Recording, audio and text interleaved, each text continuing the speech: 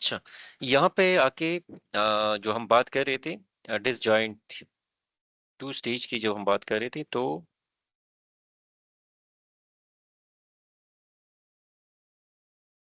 अच्छा देखिए, disjoint two stage approach क्या है हमारे पास, ठीक है। अब जॉइंट और डिसजॉइंट में डिफरेंस क्या है? जॉइंट में हमने ये देखा कि with in same diagram, with in same structure, यहाँ पे आ जाए तो आप यहाँ पे सेम स्ट्रक्चर में हमने जो है वो एस्टिमेट किया। मतलब सेकंड ऑर्डर को भी हमने मॉडल में जो पाथ मॉडल उसमें इंक्लूड करके, और फर्स्ट ऑर्डर भी मॉडल में इंक्लूड था, और हमने इसको जो है वो एस्टिमेट किया। अभी डिफरेंट डिसजॉइंट और जॉइंट में ये है कि वो भी टू स्टेज है, उसमें भी हमें पहले एस्टिमेट करना पड़ेगा लोअर ऑर्डर को, और फिर हमें जो है वो एस्टिमेट करना पड़ेगा सेकंड ऑर्डर को। बट दोनों में डिफरेंस ये है कि जो डिसजॉइंट है उसमें हम हायर ऑर्डर को फर्स्ट स्टेज पे इंक्लूड नहीं करते। ये जरा देख ले आप, फॉर एग्जांपल इसका मैं पहले स्ट्रक्चर दिखा दूं, फिर डिफिनीशन की तरफ जाते हैं। इसमें और उसमें डिफरेंस क्या था? इसमें और उसमें डिफरेंस ये है कि अगर आप इसको देख लें तो देखें, there is no higher order. So in disjoint two-stage approach, we will only consider the first order variable, the first order construct, and we will link that with the first order construct of the independent variable. So we are just going to link the first order construct independent variable with the first order construct of the dependent variable, और इसके ऊपर हम इसको जो है वो run करेंगे, and we will find out the loading of outer loading, इन सब variables की हम loading, reliability, validity को एक्सक्यूज मी हम जो है वो चेक करेंगे, ठीक है। Once the reliability validity has been established सबकी, और ये हमारे पास फिर स्कोर्स आ जाएंगे, ये स्कोर हो जाएगा, ये स्कोर, और हम इन स्कोर्स को सेव कर लेंगे जिस तरह भी हमने स्कोर को सेव किया in the two stage joint method. Once we got these scores, फिर सेकंड क्या होगा हमारे पास? सेकंड में हमने ये करना है कि फिर दोबारा सेकंड स्टेज रन करना है, ठीक है। तो जी सर ये कोई क्वेश्चन? थोड़ा डिस्कनेक्ट हो गया था, ये डिफरेंस क्या है? कोई प्रॉब्लम नहीं है ना, मैं बार बार बता रहा हूँ, कोई इशू नहीं है। जब हम इसको कंप्लीट करें खैर, फिर आप क्वेश्चन आंसर इसमें से कर लेते हैं। देखिए, मेन डिफरेंस ये है नहीं कि सर, वो डिफरेंस अच्छा, मेन डिफरेंस ये है कि यहाँ पे हमारे पास जो था वो, यहाँ पे हमारे पास हायर ऑर्डर था, ठीक है ना, और हायर ऑर्डर को हमने लिंक किया था इसके साथ, ठीक है। और इसमें अगर आप देख लें तो हमारे पास हायर ऑर्डर नहीं है, हायर ऑर्डर मॉडल हमारे पास है ही नहीं, इसलिए इसको डिसजॉइंट कहते हैं। Disjoint mean that the higher order is not included in these steps. So the objective of इस तरह नहीं है, the objective of this step is कि what we want to कि estimate हम करें, किस चीज को estimate करें। वो बार बार क्वेश्चन आ रहा था ना कि आप repeated indicator approach और इसमें फिर क्या डिफरेंस है। तो द डिफरेंस इज कि वहां पे ये हमारे पास था लेटेंट वेरिएबल हायर ऑर्डर का भी था, इसमें हमारे पास नहीं है। We have just directly link the all construct of the lower order independent variable के जो है with the higher order, with the lower order of the dependent variable. तो lower order of the dependent variable, the independent variable are linked with the lower order of the dependent variable. The objective of this stage, objective क्या है, दोबारा जरा objective को समझे। Objective हमारा ये है कि we should estimate these values बस, और इसकी कुछ वो हमारे पास इस स्टेप का कोई और नहीं है कि इनकी जो लोडिंग्स है, लोडिंग्स को हम एस्टिमेट कर सके, और लोडिंग्स के अलावा रिलायबिलिटी वैलिडिटी को हम एस्टेब्लिश कर सके। जब ये लोडिंग वैलिडिटी रिलायबिलिटी एस्टेब्लिश हो जाएगी, सो आफ्टर दैट फिर हम जाएंगे और जो हमारा सेकेंड स्टेज मेजरमेंट मॉडल है उसको जो है हम परफॉर्म करेंगे, ठीक है। तो अब इसको हम ड्रा कर लेते हैं, डिफिनीशन देख लेते हैं, फिर आगे जाके हम इसको ड्रा करते हैं। इसका सेकेंड स्टेज क्या होगा? तो ये सेकेंड स्टेज हो गया। तो second stage is almost similar to that of the वो जो जॉइंट मेथड है हमारे पास। The only difference is in the first stage, के फर्स्ट स्टेज में हमें we will have to exclude the higher order and only link the lower order of the independent variable with the lower order of the dependent variable, ठीक है। दोनों में ये difference है। यहाँ पे आके जरा इसका डिफिनीशन जरा पढ़ लें, देख लें। The disjoint two-stage approach differ from the embedded or joint two-stage approach in specification of both stages. Rather than using the repeated indicator approach in the first stage, first stage पे हमने वहां पे repeated indicator approach use करते थे, यहाँ पे use नहीं करेंगे। कि डिसजॉइंट में क्या है? The disjoint two stage approach क्या करते हैं हम? Consider only the lower order component of the higher order, lower order component को हम सिर्फ लेते हैं without the higher order component. तो इस डायग्राम में आप लोगों ने देखा सिर्फ हमने लोअर ऑर्डर को लिया और लोअर ऑर्डर को हमने एस्टिमेट करना है, ठीक है। अच्छा, these are directly link to the other construct that are of higher order construct theoretically related. वो जो दूसरी डिपेंडेंट वेरिएबल के जो कंस्ट्रक्ट है उनके साथ हमने इनको क्या करना है, इनको लिंक करना है। तो अभी हमारे पास इसके 2 स्टेजेस होंगे। फर्स्ट स्टेज में क्या करेंगे, in the first stage it involve the estimating the lower order construct. Lower order construct को हम क्या करेंगे, एस्टिमेट करेंगे without involving the higher order construct. तो आप लोगों ने डायग्राम में देखा कि हायर ऑर्डर कंस्ट्रक्ट इन्वॉल्व नहीं था। Without being including the higher order construct, we have estimated the lower order construct. Essentially, only the relationship between the first order construct and their respective indicator are established at this stage. तो हम क्या करते हैं, सिर्फ first stage को ही लेके first stage की ही क्या करते हैं, हम रिलेशनशिप जो है वो एस्टेब्लिश करते हैं। यहाँ पे आके आप जरा देखिए इसको मैं किस तरीके से ड्रा करता हूँ और परफॉर्म कैसे करता हूँ। तो फर्स्ट स्टेप में यहाँ पे मैं आ जाता हूँ और यहाँ पे आके अभी इसको इसके ऊपर मैं इसी डेटा के ऊपर मैं क्लिक कर देता हूँ, right click and then draw. और ड्रा क्या करता हूँ, जरा आप गौर से देखिए स्टेप बाय स्टेप काइंडली, ठीक है। फर्स्ट मैं ड्रा करता हूँ, क्या ड्रा कर रहा हूँ, measurement model first stage. So first stage measurement model और किसका रन कर रहा हूँ, टू स्टेज डिसजॉइंट का, ठीक है, ताकि ये क्लियर हो बाद में मैं अगर देखना चाहूँ तो फिर ये कंफ्यूजन ना हो, ठीक है। ओके, सेव कर दिया मैंने। अब मेरे पास ये डेटा देखिए डिफरेंट आ रहा है, तो मैंने यहाँ पे क्लिक करना है और मैंने अपना ओरिजिनल डेटा यूज करना है, ठीक है। तो ओरिजिनल डेटा मेरे पास आ जाएगा जब मैं क्या कर लेता हूँ, जब मैं इस डेटा के ऊपर क्लिक कर लेता हूँ, यहाँ पे क्लिक कर लेता हूँ, ये देखिए ओरिजिनल डेटा आ गया मेरे पास। Now again I am just going to draw the environmental component, okay, then the social component, ठीक है। अभी आप लोग खुद ना डिजाइन करें, सिर्फ यहाँ पे आए और यहाँ पे आप इसको देख फोकस करें, ठीक है। मैंने 7 को ड्रॉप किया बिकॉज 7 को मैंने ऑलरेडी पिछले स्टेप में ड्रॉप किया था, वो उसकी लोडिंग में इशू था। तो आई नो के उसमें ऑलरेडी प्रॉब्लम है, तो I am not going to take that one, ठीक है। अच्छा, सेकंड थर्ड जो है वो गवर्नेंस है। सो गवर्नेंस को भी मैंने जो है वो यहाँ पे सेलेक्ट करके इंक्लूड कर दिया, ठीक है।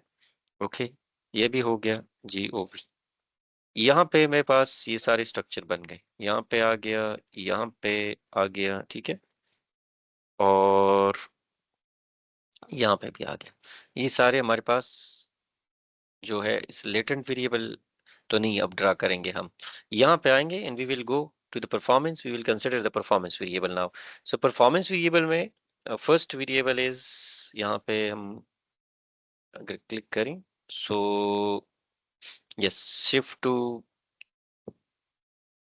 F7, ठीक है, ये फाइनेंशियल परफॉर्मेंस हो गई मेरी, एंड देन 7 टू 13 जो था वो मेरा नॉन फाइनेंशियल परफॉर्मेंस थी, ठीक है। इसमें मैंने जो था ड्रॉप किया था, जो लास्ट में ड्रॉप किया था दैट वाज 12, वो ठीक लोड नहीं हो रहा था, एंड दैट वाज 7 12 को ड्रॉप किया because I know about it कि इसमें ऑलरेडी प्रॉब्लम है, तो इसलिए मैंने ड्रॉप कर दिया। अदरवाइज आप लोगों को तो पता नहीं होगा, फर्स्ट टाइम तो हमें पता ही नहीं होगा कि क्या ड्रॉप करने क्या ड्रॉप नहीं करना, इसलिए हम तो रन करके फिर ड्रॉप करेंगे। बट एट दिस मोमेंट चूंकि मैंने ऑलरेडी इसको रन किया हुआ है, आई नो अबाउट कि इसमें ये प्रॉब्लम है, तो इसलिए मैंने इसको जो है अर्ली स्टेज पे ही इसको जो है वो ड्रॉप कर दिया, ठीक है। अच्छा, यहाँ पे ये वेरिएबल का जरा ओरिएंटेशन मैं कर लूँ, and now I am going to link the dependent with the independent variable, ठीक है। यहाँ पे आके इसको मैं लिंक कर लेता हूँ। क्या किस किस के साथ लिंक करना है, the first independent with the dependent, ठीक है। सेकंड के साथ भी, यहाँ गवर्नेंस को भी फर्स्ट के साथ, इसको भी सेकंड के साथ, ठीक है, और इसको भी इसके साथ, और ठीक है, सारे मेरी वेरिएबल अटैच्ड हो गए। अच्छा, ये जरा प्रॉब्लम आ रहा है, ये देखिए रेड है, क्यों रेड है, एफ पी, तो मैं इसको रीनेम कर लेता हूँ, इसको रीनेम करना पड़ेगा, ठीक है। रीनेम करके फिर ये प्रॉब्लम हमारा जो हो वो सॉल्व हो जाएगा। यहाँ पे राइट क्लिक करें, रीनेम, रीनेम फाइनेंशियल परफॉर्मेंस, ठीक है, ये ठीक है। ये नॉन फाइनेंशियल परफॉर्मेंस है, इसको हम कहते हैं नॉन फाइनेंशियल परफॉर्मेंस, ठीक है। ये देखिए ऑटोमेटिकली हो गया। This is my now disjoint first stage. आ जाएंगे अगेन, एसएलएम को रन कर लेंगे और फैक्टर एंड देन क्लिक, ठीक है। ये आगे इसके भी रिजल्ट्स आ जाएंगे हमारे पास। अब आप आउटर लोडिंग्स को ले आए, ठीक है, और पाथ को बिल्कुल ब्लैंक करें, we do not need path, we need only outer loadings. यहाँ पे देखिए almost all are more than, तो no issue, all are more than, ये 6 है, 0.6 is a problem, but let's see कि आगे रिलायबिलिटी वैलिडिटी इफेक्ट तो नहीं हो रही। यहाँ पे भी ऑलमोस्ट आर, यहाँ पे भी 6 है, तो लेट्स सी वैलिडिटी रिलायबिलिटी, यहाँ पे भी 6 है, लेट्स सी वैलिडिटी रिलायबिलिटी कि उनके रिजल्ट्स क्या शो करती हैं। ठीक है, अब यहाँ पे आके लोडिंग हो गई है मेरी, बिकॉज अभी लोडिंग में आप लोगों को वो प्रॉब्लम नजर नहीं आएगा जो कि वहां पे आप लोगों को प्रॉब्लम नजर आ रहा था। अच्छा, यहाँ एनएफपी में एक 13 है, 13 इज हैविंग अ प्रॉब्लम। मैं जाके 13 को देखता हूँ, where is 13, 13 is very small value, इसको मैं ड्रॉप कर लेता हूँ, डिलीट कर लेता हूँ, 13 इज ड्रॉप्ड। यहाँ पे इसकी reorientation and again run, okay, PSLM and then again factor and then run. ठीक है, यहाँ पे आउटर लोडिंग्स में आ जाता हूँ, again I will see outer loadings. ठीक है, so my outer loadings are okay, ये 2 6 है, we'll see the reliability and validity. If the reliability validity are established, then I do not need to delete, otherwise I will have to go for the exclusion. यहाँ पे देखें, the Cranbech alpha of all of the variable are more than 0.7, composite reliability more than 0.7, composite reliability more than 0.7, EVE is more than 0.5. ठीक है, so ultimately we have established the reliability. Now we will move toward the discriminant validity. Discriminant validity में अगर आप देख लें, so discriminant validity का जो criteria है हमारे पास HTMT का, वो देखिए 0.85 से कम होनी चाहिए, so we are almost all of the matrix is less than 0.85, so discriminant validity is also pass. यहाँ पे आ जाते हैं Larker and Farmer criteria में। So Larcker font criteria is that EVE, ये डायगोनल पे EVE स्क्वायर रूट है हमारे पास, इसकी वैल्यू जो है वो ज्यादा होनी चाहिए द बिलो। सो देखें, all are higher than the below, all are higher than the below, so it means के the reliability is establish. First stage मेरा हो गया, नाउ आई नीड टू कि मैं क्या करूं, इसको मैं इनके रिजल्ट्स को सेव करूं। ठीक है, अब नेक्स्ट क्या करना है मैंने, अब इनसे मैंने इनकी जो स्कोर्स है इनको दोबारा एक्सट्रैक्ट करना है। ठीक है, यहाँ पे आके आप रिपोर्ट पे आए, जरा गौर से देखें, यहाँ पे मैं फिर आ रहा हूँ, यहाँ स्कोर पे क्लिक कर रहा हूँ, it is the second stage is almost the same. यहाँ पे ये देखिए, ये एस्टिमेट्स आ गई हमारे पास। ठीक है, अब यहाँ पे मैं दोबारा डेटा क्रिएट कर रहा हूँ, और again I am going to check, इसको मैं रिमूव कर रहा हूँ, इसको भी रिमूव कर रहा हूँ। यहाँ पे मैं दे देता हूँ कि ये मेरे पास डेटा सेट 1 नहीं है, ये डेटा सेट 2 हो गया। ठीक है, and then I click create, so now I will have another data। ठीक है, ये डेटा सेट आ गया मेरे पास, मैं बैक जाता हूँ, ये देखिए सेकंड डेटा सेट आ गया, डेटा सेट 2। अब इस पे मैं क्लिक करता हूँ, and again I am going to develop my new PLS SEM model. Okay, और ये क्या है आपका मेजरमेंट,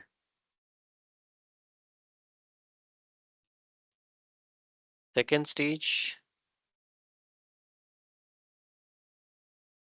मेजरमेंट मॉडल। ओके, और किसका है, डिसजॉइंट, 2 स्टेज अप्रोच का है। ठीक है, तो मैंने उसको सेव कर दिया, ये देखिए मेरे पास ये इस तरीके से स्ट्रक्चर आ गया। अच्छा, now again I'm just going to draw structure GSOC, okay, and the second one performance, non-financial performance again, ठीक है, and change the orientation, link them, connect them, okay। Now again, because we are still having a problem, why this problem is because we need to convert the variable name, so this is ESG, okay, no, this is performance, this is performance,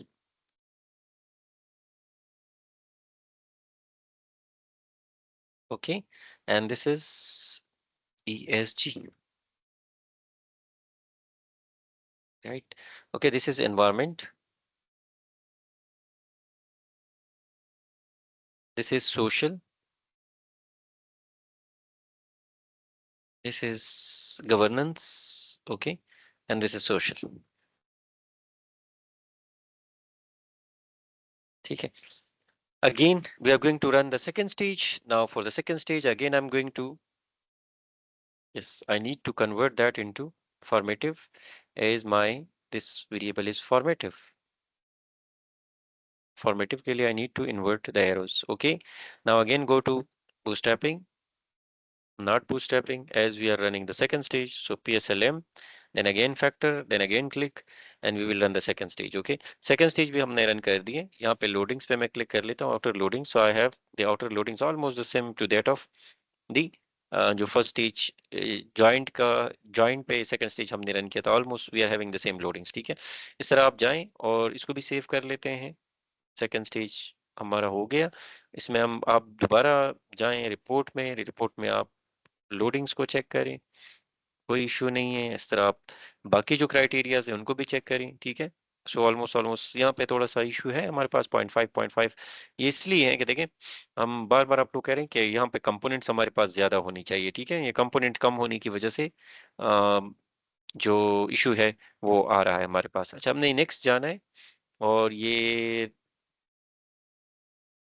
discriminant को भी check करना है, वो उसमें भी कोई issue नहीं है हमारे पास, because we have already check the first Fornell Larcker को क्राइटेरिया को चेक कर लेते हैं, उसमें कोई इशू नहीं है हमारे पास। वीआईएफ आप देखें, ये वीआईएफ को भी आप चेक कर सकते हैं। ठीक है, वीआईएफ हमारे पास क्या है, मल्टीकोलिनियरिटी है। There is no multicollinearity, value 5 से ज्यादा होनी चाहिए। सब मॉडल में आप ये भी चेक कर सकते हैं, इसकी वैल्यू हमारे पास जो है वो 5 से कम होनी चाहिए। ठीक है, according to here at all, अगर सैंपल साइज लार्ज और स्मॉल है तो 7 10 पे भी आप जा सकते हैं।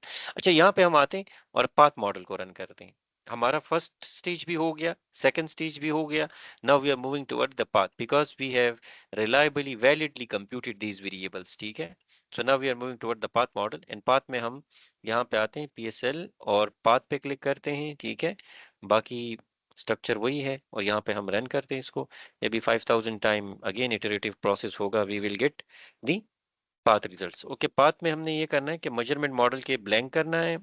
स्ट्रक्चर मॉडल में हमारे पास बीटा और टी वैल्यू होनी चाहिए। ये देखें, there is significant statistical significant relationship between these path, because हमारे पास यहाँ पे जो टी की वैल्यू है that must be greater than 1.96 at, rule of thumb हम यूज करते हैं एट 95%। ठीक है, और टी की वैल्यू अगर हम यूज करें ये जो है हमारे पास 99% पे, तो इसकी 2.33 से ज्यादा होनी चाहिए।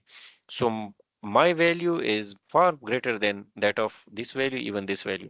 So it means that there is significant and positive impact of ESG on firm performance। ठीक है, अगर मैं इनके टेबल देखना चाहता हूँ, so I can see the tables। yes, इसको मैं हटा देता हूँ। टेबल में भी हम ये सेम रिजल्ट्स चेक कर सकते हैं और इनको हम जिस तरह हमने सिंगल स्टेज में देखा, इस तरह टू स्टेज में भी हम देख सकते हैं। यहाँ पे आके यहाँ पे हमने क्या रिपोर्ट करना है, we need just to find out कि ईएसजी का परफॉर्मेंस के ऊपर क्या इम्पैक्ट है। देखें, और ये बीटा टी वैल्यू, ये आपके पास सारी वैल्यूज हमारे पास अवेलेबल, इसको कॉपी करें और पेस्ट करें। इसका R square, adjusted R square भी आप देख सकते हैं। देखिए, इसने कैलकुलेट नहीं किया। एफ स्क्वायर भी हमारे पास इसलिए कैलकुलेट नहीं हुए कि वहां पे जब हम रन कर रहे थे तो हमने कंप्लीट का ऑप्शन क्लिक नहीं किया था। ठीक है, हमने पार्शल का ऑप्शन रन किया था, इसलिए ये रिजल्ट्स नहीं आ रही हैं। देखिए, जब मैं दोबारा करता हूँ तो जब मैं कंप्लीट पे क्लिक करूंगा तो अभी वो सारी वैल्यूज भी कैलकुलेट होके आ जाएगी, but it will take a lot of time. वहां पे चूंकि जब हम कंप्लीट पे क्लिक नहीं करते फिर टाइम कम लेता है, जब हम कंप्लीट पे क्लिक कर ले तो कंप्लीट रिजल्ट्स में से आर स्क्वायर एफ ये सब चीजें कैलकुलेट करके तो दे देता है। बट इसमें फिर प्रॉब्लम क्या होता है, इसमें फिर प्रॉब्लम ये होता है कि टाइम लेता है थोड़ा सा। यहाँ पे देखिए, same results, now we can see path and yes, the same paths, and then we can see also अगर हम मॉडरेशन मीडिएशन पढ़ेंगे तो फिर हम ये direct effect, indirect effect, total effect, ये भी हमने आगे जाके देखनी है। फिर उसमें मॉडरेशन मीडिएशन नेक्स्ट क्लास में इंशाल्लाह देखेंगे। आर स्क्वायर है हमारे पास परफॉर्मेंस का। ठीक है, and adjusted R square and F, ये हमारे पास सारे के सारे आपके रिजल्ट्स हो गए। ठीक है, और अगर बहुत सारे मल्टीपल इंडिपेंडेंट वेरिएबल है, so you can also check for the VIF और मल्टीकोलिनियरिटी को भी आप चेक कर सकते हैं। तो ये हमारे पास सेकंड स्टेज जो था डिसजॉइंट मेथड भी हमारे पास हो गया। सेकंड स्टेज में डिसजॉइंट मेथड में हमने क्या किया, हमने ये किया कि first stage involve estimating of lower order without involving the higher order, वो हमने कर दिया, स्कोर को सेव किया। देन नेक्स्ट स्टेज में हमने क्या किया, फर्स्ट ऑर्डर को कंस्ट्रक्ट को हमने यूज किया सेकंड ऑर्डर के लिए और फिर सेकंड ऑर्डर को हमने एस्टिमेट किया। ठीक है, और उसकी रिलायबिलिटी वैलिडिटी चेक करके then we perform the structure model. So this is what we call a disjoint two stage approach. Disjoint two stage approach मैंने बताया कि डिसजॉइंट टू स्टेज अप्रोच और joint two stage approach widely use होती हैं जब भी हम analysis करते हैं। ये बाकी रिपीटेड इंडिकेटर अप्रोच में चूंकि देयर आर सम ड्रॉबैक्स, और ये बाकी आगे जो हम मेथड्स पढ़ रहे हैं ना उसमें थोड़े से इश्यूज हैं, वो आपके शायद मॉडल्स के ऊपर, वेरिएबल्स के ऊपर डिपेंड करता है कि वो आपके पास, for example extended repeated indicator approach में ये है कि आपके पास, आप तभी इसको रन कर सकेंगे when you have independent variable and you have mediator, तभी इसको हम परफॉर्म कर सकेंगे। अदरवाइज ये दो अप्रोचेस जो है ये बेस्ट है, हर सिचुएशन में इसको हम यूज कर सकते हैं। ये देखिए ये हमारे पास थी। नेक्स्ट जो हमारे पास अप्रोच है उसको हम हाइब्रिड अप्रोच कहते हैं। आप इसको परफॉर्म करें फिर मुझे बताएं, फिर हाइब्रिड की तरफ जाते हैं, ठीक है? अगर अभी तक कोई क्वेश्चन है तो आप क्वेश्चन पूछ लें, फिर हम आगे जाते हैं। सर मेरा एक क्वेश्चन है सर, ये जो हाँ मॉडल हाँ आपने रन किया है सर ईएसजी और फर्म परफॉर्मेंस का, हाँ सर हाँ। ये पीएलएस कंसिस्टेंट यूज नहीं करते सर इसमें हम, क्योंकि फॉर्मेटिव रिफ्लेक्टिव हो रहा है सर ये। नहीं नहीं नहीं नहीं, यहाँ पे देखिए ना, फॉर्मेटिव रिफ्लेक्टिव है तो कंसिस्टेंट हमें ये नहीं यूज करना चाहिए। हमें ये देखें, यहाँ पे हम कंसिस्टेंट को यूज नहीं करते because we are going to have a formative reflective. तो फॉर्मेटिव रिफ्लेक्टिव में हम कंसिस्टेंट यूज नहीं करते। फॉर्मेटिव रिफ्लेक्टिव रिफ्लेक्टिव में हम कंसिस्टेंट को यूज करना चाहिए। ये देखिए ईएसजी मेरा जो है फॉर्मेटिव है और परफॉर्मेंस जो है वो मेरा रिफ्लेक्टिव है। सही है सर। हाँ सही, इसलिए थैंक यू ठीक है। सर। हाँ। अच्छा, और अगर किसी का कोई क्वेश्चन हो, चलिए क्वेश्चन पूछ ले और आप प्रैक्टिस करें, फिर मुझे बताएं अगर कहीं पे इशू आ रहा हो आपको, ठीक है?